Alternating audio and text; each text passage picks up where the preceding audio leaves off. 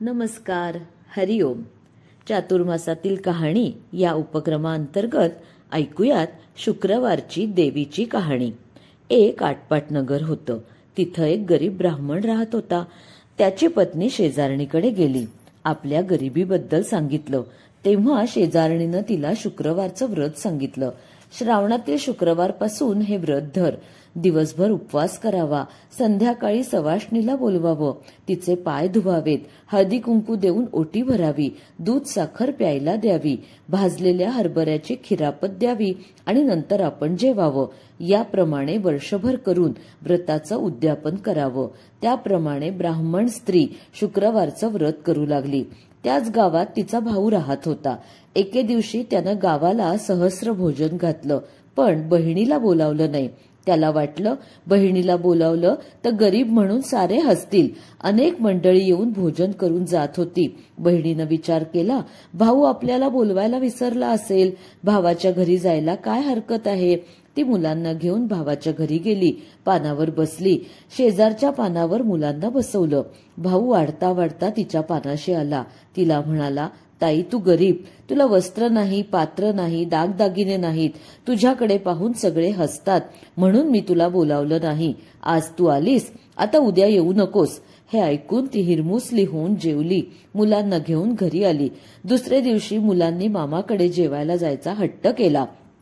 तिनं विचार केला, कसाही असला तरी आपला भाऊच आहे.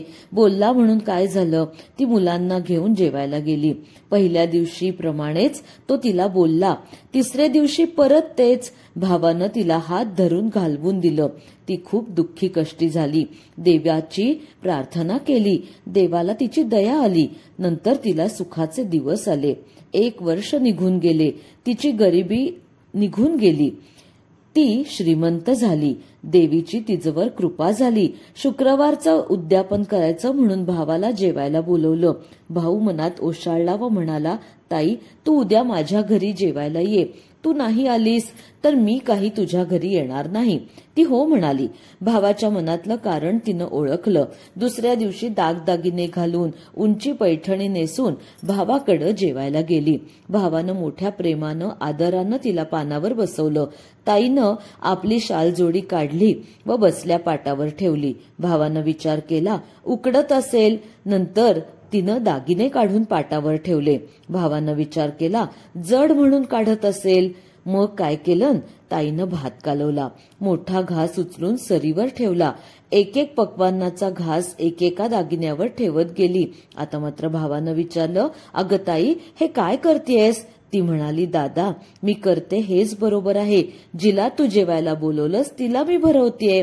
भावानं तिला पुन्हा जेवायला सांगितलं. तिची क्षमा मागितली. तेव्हा ती म्हणाली, दादा, हे माझं जेवण नाही. हे या लक्ष्मीचं जेवण आहे. माझं जेवण होतं ते मी सहस्र भोजनाचे दिवशी जेवले.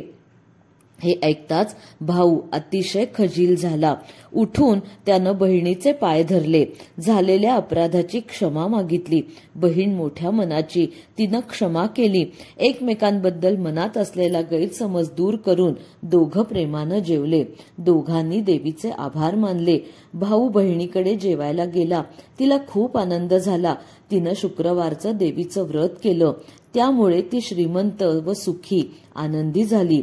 तसं तुम्हा आम्हा करो ही 60 उत्तराची कहाणी 5 उत्तरी सुफळ संपूर्ण. श्रीराम.